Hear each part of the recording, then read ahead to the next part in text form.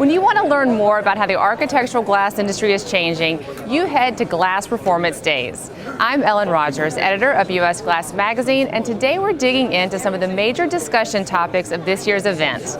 But before that, you've got to have a look at last night's event dinner. This took place at Tempera Italo, where the festivities took center stage. Tables were located across the main stage, while entertainment took place from the audience. We enjoyed an evening of music, magic, and delicious food. Now, about those presentations. Let's start with codes. The amount of international glass being used in North American architecture is continuing to increase. But how do you know that glass will meet the code? That question was addressed this morning during a session led by Vicente Montes Amores of CDC. So today's presentation is about safety glass and the importance of making sure that all safety glass that is installed on projects in the U.S. meet the code applicable to the U.S. We've seen several cases where it doesn't, and some people question, like, well, such and such company has done it for so many years, why are you now bringing this up, right? And the fact is that it has always been like that. It's just that people weren't paying attention to it. There's a lot of fabricators, there's a lot of glass outsourced from different countries. Some do meet the code, some do the testing, the safety glazing testing required, but some just can't because they don't have the testing. So the presentation is pretty much focused on that, on the importance of, if you want to bring products or outsource products, glass from outside the US, then you have to make sure that you comply with all their requirements.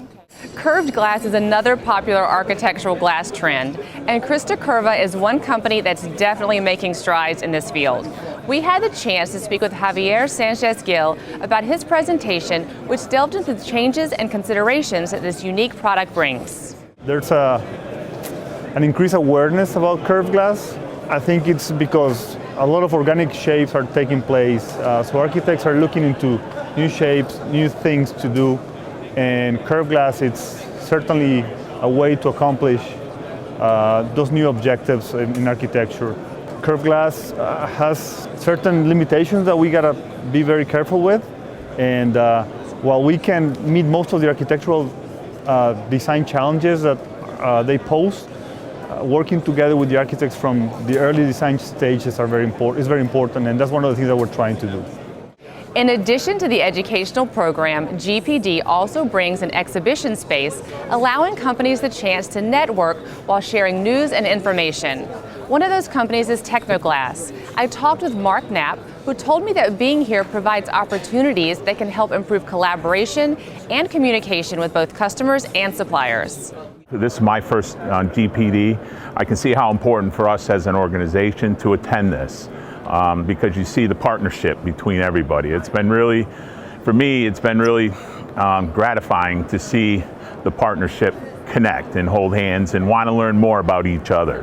And I think as we listen, we all get better at what we do every day. And that's, for me, working at this company right here, I think our biggest thing is we listen to our customers, and then we go to our manufacturers and tell them our needs, and I think they help as a partnership to get us there. We also caught up with Interpain and talked with Yago Martinez about their focus here at GPD. What have you seen to be some of the biggest global architectural glass trends or things that people are looking at? Well, there are a lot of talks about customizing glass products, making them smarter, making them able to adapt to the design intent, to the regional circumstances and environment.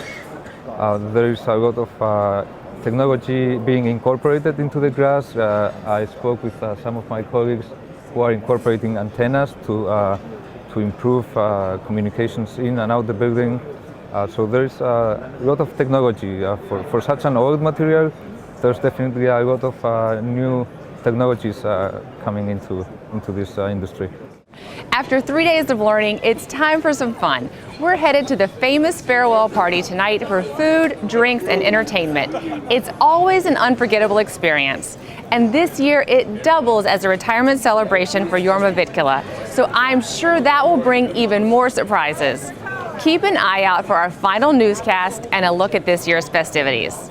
You can also follow us on social media for even more updates. Thanks for watching. I'm Ellen Rogers.